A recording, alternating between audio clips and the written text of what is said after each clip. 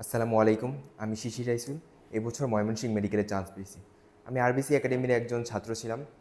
তো as a student যে কোনো ভুলভ্রান্তি ক্ষমাসুন্দর দৃষ্টিতে দেখবে।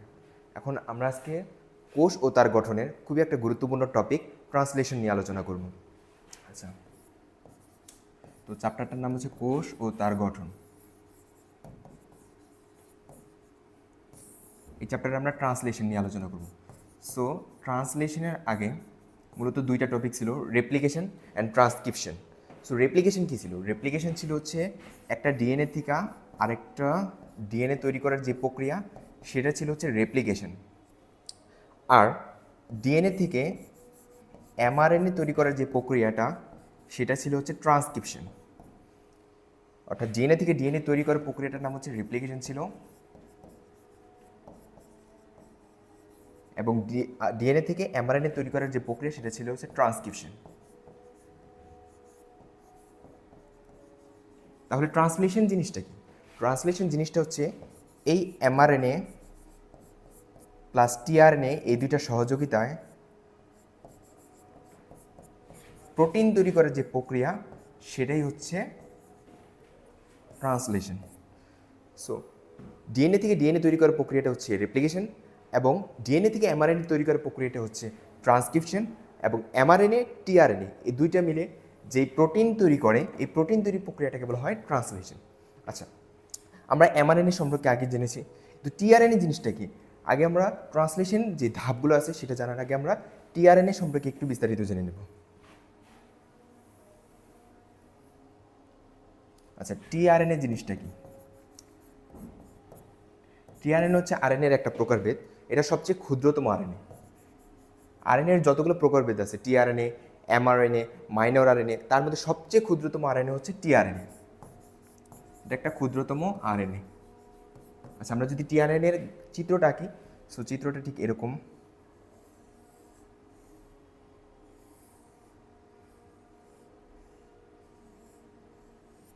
এটা যদি আমরা 5 প্রাইম প্রান্ত ধরি, এটা হচ্ছে 3 প্রাইম প্রান্ত। আচ্ছা, টিআরএনএর মূলত 4টা বাহু এবং 5টা ফাঁস থাকে। আচ্ছা, এটাকে বলা হয় ডি বাহু, এটাকে বলা হয় টি বাহু, এটাকে বলা হয় অতিরিক্ত বাহু,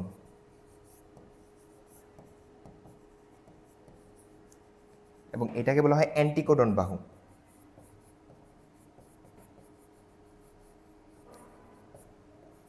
আর সর্বশেষে এটাকে বলা হয় অ্যামাইনো অ্যাসিড বাহু।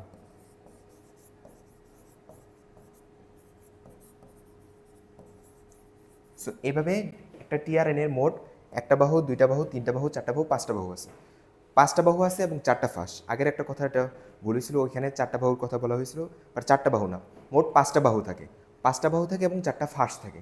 ফাঁস হচ্ছে যে ডি ফাঁস, টি ফাঁস, এরকম 4টা ফাঁস থাকে, আর 5টা বাহু থাকে। আচ্ছা, এখানে এই বাহুটা সবচেয়ে গুরুত্বপূর্ণ, এটাকে অ্যামাইনো অ্যাসিড বাহু।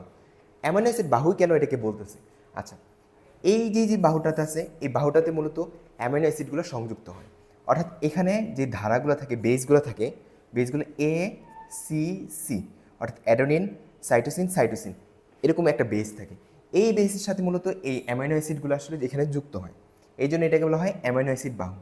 আচ্ছা, যেহেতু এখানে অ্যামাইনো অ্যাসিড যুক্ত হয় এবং তার বিপরীত সাইডে ঠিক এই বাহুটা রয়েছে, এবং এই জন্য এই বাহুটার নাম হচ্ছে অ্যান্টিকোডন বাহু।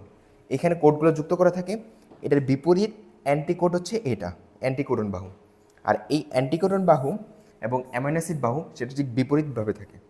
আচ্ছা, এটা হচ্ছে মূলত টিআরএনএ সম্পর্কে একটা সংক্ষেপ আলোচনা। সো টিআরএনএর কাজটা কি? অ্যামাইনো অ্যাসিডগুলোকে যুক্ত করা, এটা হচ্ছে টিআরএনএর মূল কাজ। আচ্ছা, আমরা এখন ট্রান্সলেশন জিনিসটা নিয়ে আলোচনা করব।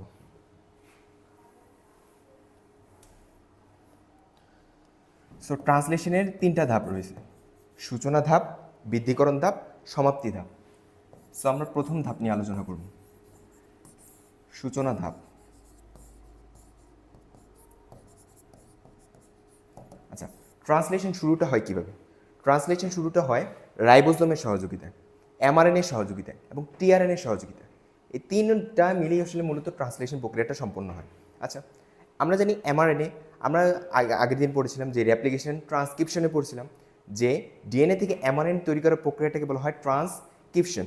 সেই এমআরএনএ যখন তৈরি হয়ে যায়, সেই এমআরএনএ একটা কোষ, এটা ধরি হচ্ছে একটা কোষ, এটা যদি নিউক্লিয়াস হয় আর এখানে যদি রাইবোজোমটা থাকে, এই নিউক্লিয়াস থেকে এমআরএনএটা রাইবোজোমের দিকে ধাবিত হয়, অর্থাৎ রাইবোজোমে এসে পড়ে। নিউক্লিয়াসের যেই তথ্যগুলো আছে সেটা হচ্ছে রাইবোজোমে ট্রান্সফার করে হচ্ছে এমআরএনএ। আচ্ছা, ধরি আমরা এমআরএনএ রাইবোজোমের মধ্যে এসে গেল, রাইবোজোমের ছোট খণ্ডটার সাথে যুক্ত হইল। এই যে রাইবোজোমের ছোট খণ্ডটার সাথে যুক্ত হইল এমআরএনএটা, মূলত ট্রান্সলেশন প্রক্রিয়াটা সূচনা হয়ে গেছে। আচ্ছা, সো এমআরএনএর এটা 5 প্রাইম প্রান্তে যুক্ত হয় আর এটা হচ্ছে 3 প্রাইম প্রান্ত। সো রাইবোজোমের যেই ছোট খণ্ড, তার আগে একটু বলে নিই, রাইবোজোমের আসলে মেনলি দুইটা খণ্ড থাকে, এই দুইটা খণ্ড বিচ্ছিন্ন থাকে। এটা হচ্ছে রাইবোজোমের বড় খণ্ড, এটা হচ্ছে রাইবোজোমের ছোট খণ্ড। এটা বড় খণ্ড আর এটা হচ্ছে ছোট খণ্ড। এই যে বড় খণ্ড এবং ছোট খণ্ড এটা আসলে পৃথক থাকে বা এটা আসলে বিচ্ছিন্ন থাকে, কিন্তু যখন এই যে ট্রান্সলেশন প্রক্রিয়াটা হয়, এই যে দুইটা খণ্ড এটা পরস্পর যুক্ত হয়ে যায়। এখন কখন যুক্ত হয় এটা আমরা একটু পরেই দেখব। আচ্ছা, সো রাইবোজোমের এটা ছোট খণ্ড, ধরি বড় খণ্ডটা ঠিক এই দিকে আছে, এটা দুইটা ঠিক পৃথক অবস্থায় আছে। আচ্ছা, সো 5 প্রাইম প্রান্তে এই এমআরএনএ 5 প্রাইম প্রান্তটা এটা রাইবোজোমের ছোট খণ্ডের সাথে যুক্ত হইল, ঠিক আছে। আচ্ছা, দেন আমরা জানি এমআরএনএর কতগুলো বেস আছে। এই বেসটা ধরে এই যে রাইবোজোমের ছোট খণ্ডটা এটা 5 প্রাইম প্রান্ত থেকে 3 প্রাইম প্রান্তের দিকে চলমান থাকবে। সো এরকম চলতে চলতে চলতে ঠিক যখন এ ইউ জি এই বেসটা পেয়ে যাবে, অ্যাডেনিন ইউরাসিল গুয়ানিন, এই বেসটা যখন পেয়ে যাবে তখনই আসলে মেনলি ট্রান্সলেশনের সূচনার ধাপটা স্টার্ট হবে। আচ্ছা, সো যখনই এই ইউজি অ্যাডেনিন ইউরাসিল গুয়ানিন পেয়ে যাবে তখনই ট্রান্সলেশনের সূচনার ধাপটা স্টার্ট হলো। আচ্ছা, সূচনার ধাপটা যখন স্টার্ট হবে ঠিক তখনই এই যে রাইবোজোমের বড় খণ্ডটা এটা এই যে ছোট খণ্ডের সাথে যুক্ত হয়ে যাবে, আর ঠিক তখনই একটা টিআরএনএ আসবে।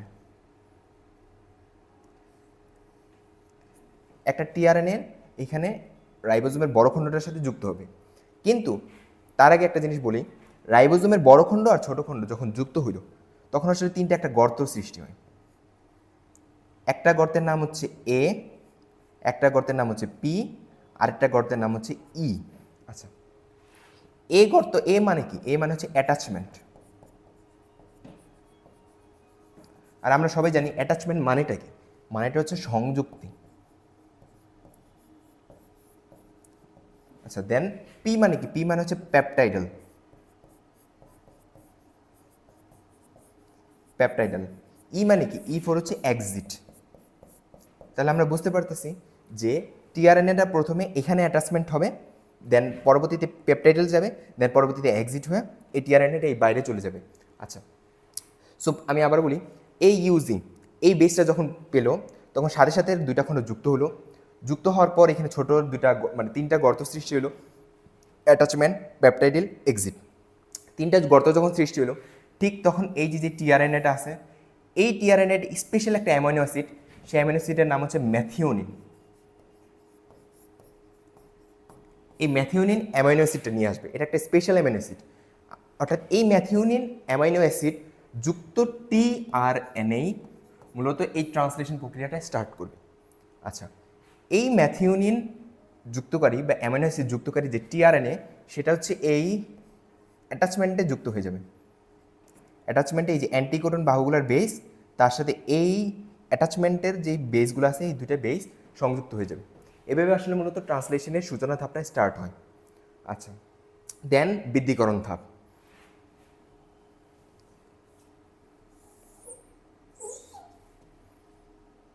আচ্ছা, দেন ধাপ 2,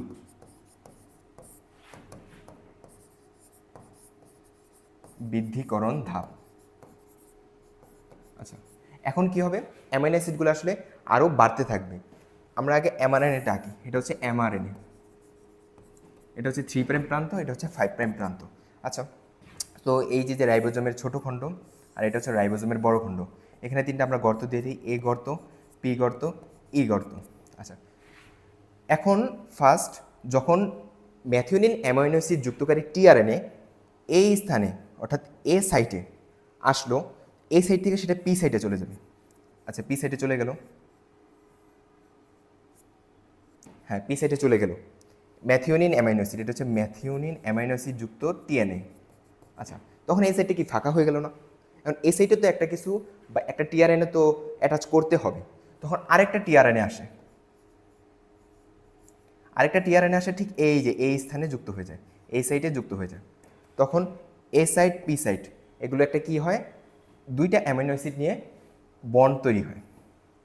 আচ্ছা, এখন কথা হচ্ছে এই যে যে টিআরএনএ, এই টিআরএনএ এখান থেকে নিয়ে অ্যাটাচমেন্টে যে যুক্ত হইল, এই যে যে যুক্ত হওয়াতে একটা শক্তি লাগে না, এই শক্তিটা আসে হচ্ছে জিটিপি হাইড্রোলাইসিস থেকে।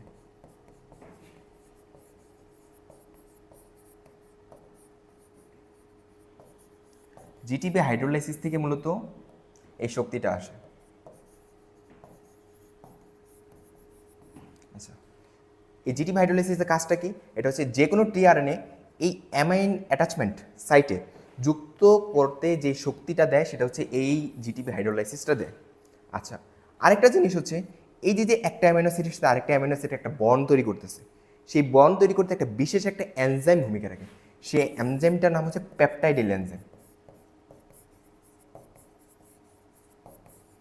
পেপটাইডেল ট্রান্সফারেন্স এনজাইম। এখন বলতে পারো এটা পেপটাইডেল কেন? কারণ একটা যখন প্রোটিন তৈরি হয়, প্রোটিন কতগুলো এই যে অ্যামাইনো অ্যাসিডের সাথে যুক্ত হয়ে আসলে মূলত প্রোটিন তৈরি হয়। এই যে যে বন্ডটা, এই বন্ডের নাম হচ্ছে পেপটাইড বন্ড। আচ্ছা, সো এই যে অ্যামাইনো অ্যাসিডগুলো যুক্ত হয়, এটা যে বন্ড, এই বন্ডের নাম হচ্ছে পেপটাইড বন্ড।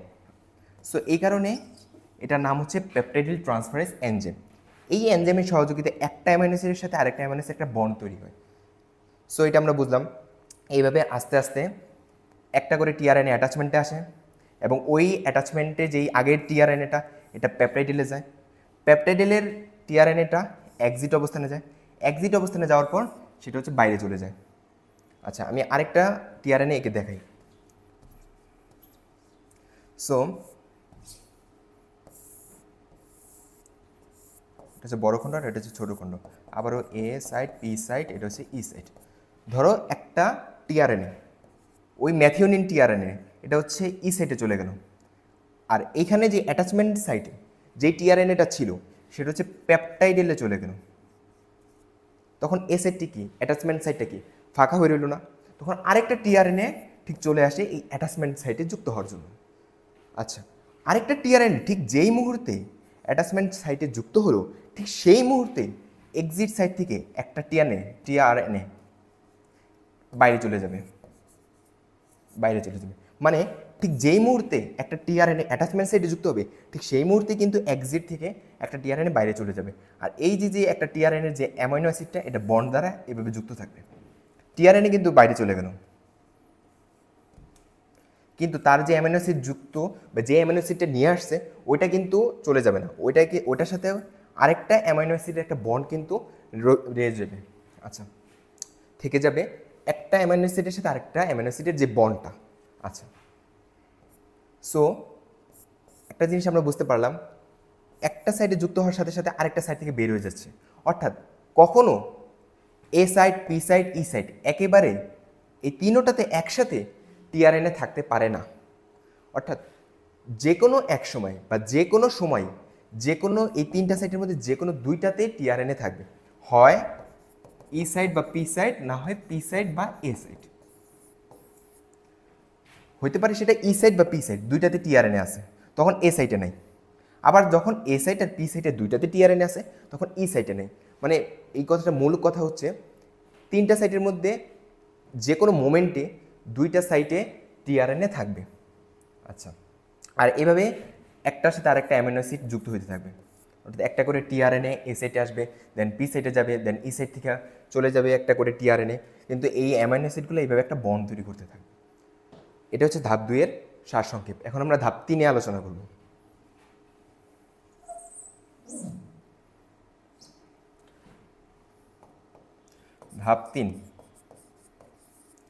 ধাপ 3 হচ্ছে সমাপ্তি পর্ব।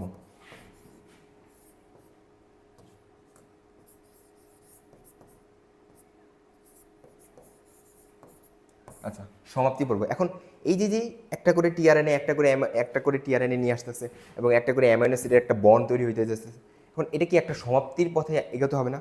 আচ্ছা, এখন সমাপ্তি হবে কীভাবে, এটাও একটা নিয়ম আছে।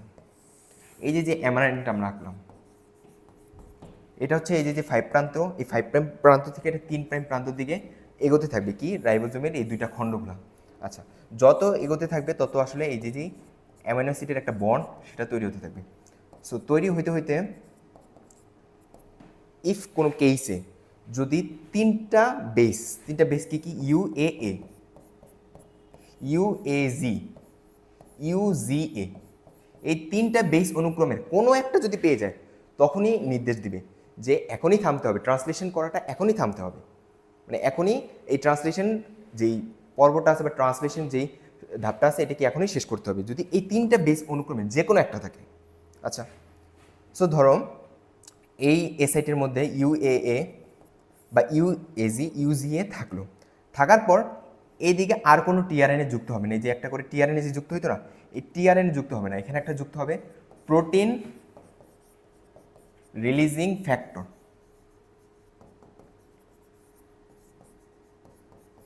আচ্ছা, প্রোটিন রিলিজিং ফ্যাক্টর এটা যুক্ত হবে। এখন প্রোটিন রিলিজিং ফ্যাক্টর মানে তো প্রোটিন, আর রিলিজিং মানে কি, রিলিজিং মানে হচ্ছে মুক্ত করা, এটা একটা ফ্যাক্টর, মানে প্রোটিনকে মুক্ত করে দেবে, অর্থাৎ এই যে অ্যামাইনো অ্যাসিড এতক্ষণ যুক্ত হয়েছে এটাকে জাস্ট মুক্ত করে দেবে, এটা শেষ।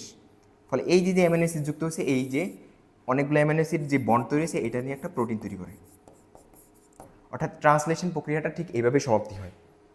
সো ট্রান্সলেশন প্রক্রিয়ার মাঝখানে এই যে এমআরএনএ থেকে এমআরএনএ আর এইখানে যে টিআরএনএ আসতো, এই দুইটার মিশ্রণে এবং রাইবোজোমের সহযোগিতায় এই প্রোটিন যে তৈরি করলো, এই পুরো প্রক্রিয়াটাকে আমরা বলি ট্রান্সলেশন। সো এটা হচ্ছে ট্রান্সলেশন এই পর্যন্তই। এখন আমি কয়েকটা জিনিস দেখাবো।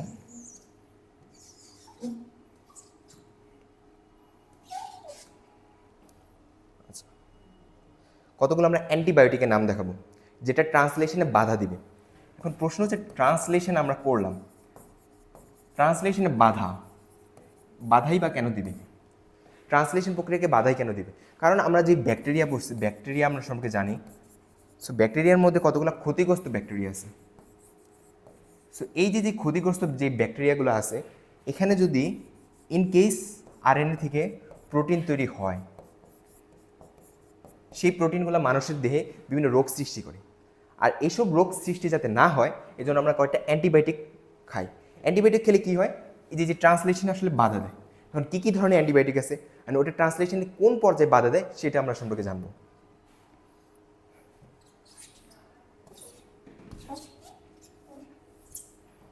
আচ্ছা, সো স্ট্রেপ্টোমাইসিন, আমরা আগে অ্যান্টিবায়োটিকের নামগুলো লিখি। স্ট্রেপ্টোমাইসিন, দেন নিওমাইসিন,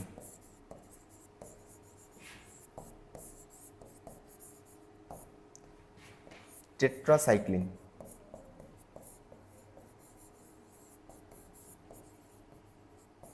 ইরিথ্রোমাইসিন,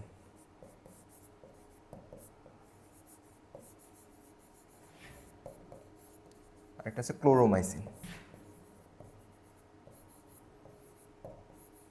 এই 5 ধরনের অ্যান্টিবায়োটিক আছে যেগুলো মূলত, বা আরও অনেক ধরনের অ্যান্টিবায়োটিক আছে, তার মধ্যে 5টা হচ্ছে প্রধান, সেটা হচ্ছে ট্রান্সলেশন বাধা দেওয়ার জন্য। এবং ট্রান্সলেশন ঠিক কোন পর্যায়ে বাধা দেয় সেটা আমরা সম্পর্কে জানবো। আচ্ছা, স্ট্রেপ্টোমাইসিন অ্যাট ফার্স্ট দন্তেশ্ব আছে। সো দন্তেশ্ব দিয়ে আমাদের মনে রাখতে হবে এটা সূচনা পর্যায়ে বাধা দেয়, অর্থাৎ এই যে ট্রান্সলেশনটা সূচনা হলো, সূচনা পর্বে বাধা দেয় হচ্ছে এই স্ট্রেপ্টোমাইসিনটা গেল। দেন হচ্ছে কি নিওমাইসিন। নিওমাইসিন জিনিসটা আসলে কি, নিওমাইসিন হচ্ছে টিআরএনএ আর এমআরএনএর মাঝখানে যে কানেকশনটা এটা তৈরি হইতে বাধা দেয়। অর্থাৎ আমরা কিন্তু জানি এখানে এই যে এমআরএনএ এর সাথে এই যে রাইবোজোমগুলা এবং একটা করে টিআরএনএ নিয়ে আসে। সো এমআরএনএ আর টিআরএনএ দুইটা সহযোগিতা মূলত ট্রান্সলেশন প্রক্রিয়াটা হয়। সেই এমআরএনএ আর টিআরএনএ কানেকশনে যাতে না ঘটতে পারে এটা বাধা দেয় হচ্ছে নিওমাইসিন অ্যান্টিবায়োটিক। আচ্ছা, দেন হচ্ছে টেট্রাসাইক্লিন। সো টেট্রাসাইক্লিন পরে বলে আগে ইরিথ্রোমাইসিন বলি। ইরিথ্রো কথাটা মানে কি, ইরিথ্রো ওই যে রেড ব্লাড কর্পাসকুলাসে ছিল, সো ওইখানে কি ইরিথ্রো কথাটা ছিল ইরিথ্রোসাইট। সো ইরিথ্রোসাইট জিনিসটা আসলে কি, মানে রক্তের যেই আরবিসিটা ওটা কি চলমান প্রক্রিয়া। সো ওইখান থেকে আমরা একটু মনে রাখতে পারি আমাদের নেমোনিক হিসেবে, ইরিথ্রো মানে হচ্ছে চলন। ইরিথ্রোসাইট যেমন একটা চলমান জিনিস, যে এটা আমাদের দেহের মধ্যে ঠিক মানে আর কি চলমান, ঠিক ওইখান থেকে আমরা মনে রাখতে পারি ইরিথ্রোমাইসিন অ্যান্টিবায়োটিক যেখানে আসবে সেটা হচ্ছে চলন। এখন কার চলন? এমআরএনএর চলন, এটাতে বাধা দেয়। অর্থাৎ এই যে এমআরএনএর পথ ধরে এগোতে থাকে রাইবোজোমগুলা, এটাতে ঠিক বাধা দেয় হচ্ছে আমাদের ইরিথ্রোমাইসিন।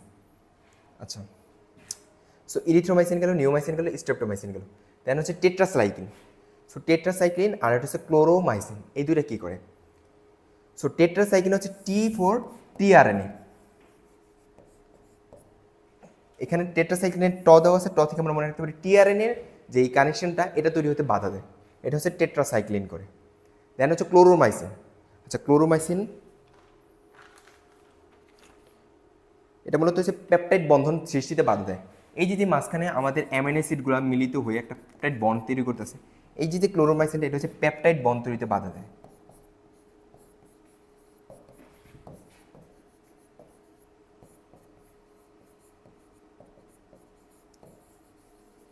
সো পেপটাইড বন্ড তৈরিতে বাধা দেয়। এই মূলত হচ্ছে 5টা অ্যান্টিবায়োটিক আছে, 5টা অ্যান্টিবায়োটিক 5 রকমভাবে আমাদের এই যে ট্রান্সলেশন প্রক্রিয়াটাকে বাধা দেয়, এর ফলে ট্রান্সলেশন ঘটতে পারে না। সো ট্রান্সলেশন না ঘটলে আসলে সুবিধাটা কী? সুবিধাটা হচ্ছে একটা ব্যাকটেরিয়া যখন ট্রান্সলেশনে বাধা দেবে তখন ব্যাকটেরিয়ার কি আরএনএ থেকে প্রোটিন তৈরি হতে পারবে না। আর ইফ ব্যাকটেরিয়ার যদি আরএনএ থেকে প্রোটিন তৈরি হতে না হয়, সো ওই প্রোটিন মানবদের কোনো ক্ষতি করতে পারবে না। এখন আমরা ওই ব্যাকটেরিয়ার সৃষ্টি যে রোগগুলো, ওই রোগগুলো থেকে আমরা বাঁচতে পারবো। সো এটাই ছিল হচ্ছে মূলত ট্রান্সলেশন প্রক্রিয়ার পুরো সারসংক্ষেপ। আমরা কী কী শিখলাম, ট্রান্সলেশন প্রক্রিয়া কীভাবে হয়, ধাপ 3টা শিখলাম, টিআরএনএ সম্পর্কে একটু জানলাম, এবং ট্রান্সলেশনে যে বাধা দেওয়ার অ্যান্টিবায়োটিক, এই অ্যান্টিবায়োটিক সম্পর্কে আমরা শিখলাম। তো আজকে এই পর্যন্ত, সবাইকে আসসালামু আলাইকুম।